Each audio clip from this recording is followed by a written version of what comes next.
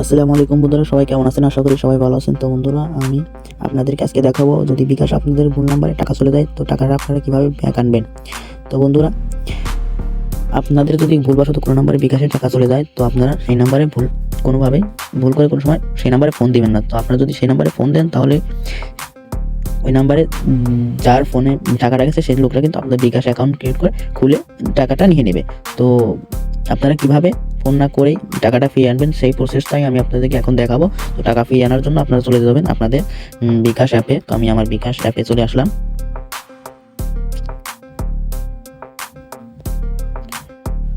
তো আসার পরে দেখতে পাচ্ছেন বন্ধুরা, এখানে কিন্তু আমি আমার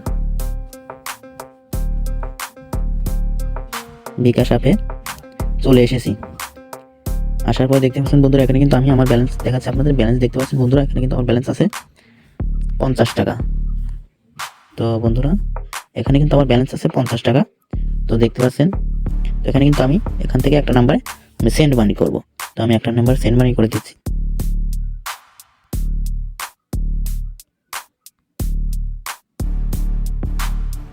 তো দেখতে পাচ্ছেন বন্ধুরা, এখানে কিন্তু আমার সেন্ড মানি করে দিচ্ছে। তো এখান থেকে দেখতে পাচ্ছেন আমি কিন্তু এখানে 30 টাকা সেন্ড মানি করে দিলাম।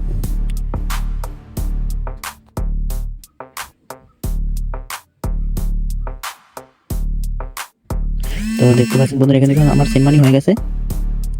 তো আপনাদেরকে আমি এখন দেখাবো, দেখতে পাচ্ছেন বন্ধুরা, আমার এখানে কিন্তু ব্যালেন্স 20 টাকা। তো আপনাদেরকে আমি এখন দেখাবো কিভাবে টাকাটা ব্যাক আনবেন। তো টাকা ব্যাক আনার জন্য চলে যাবেন বন্ধুরা আপনাদের যে বিকাশের সেন্ড মানিটা আছে, তো সেন্ড মানিতে চলে যাবেন।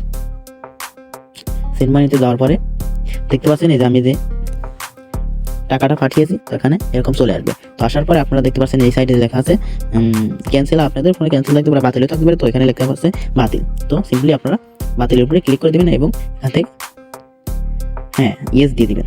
তো আমি ক্লিক করে দিচ্ছি।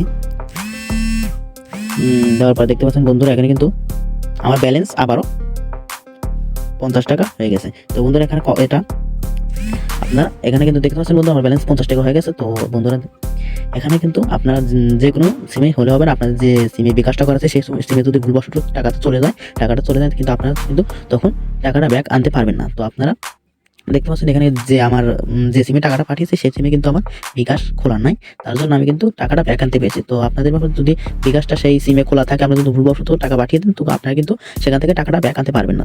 তো ধন্যবাদ বন্ধুরা, আশা করি ভিডিওটা ভালো লাগবে। আমার চ্যানেলটিতে সাবস্ক্রাইব করুন এবং ভিডিওতে একটি লাইক দিবেন। ধন্যবাদ।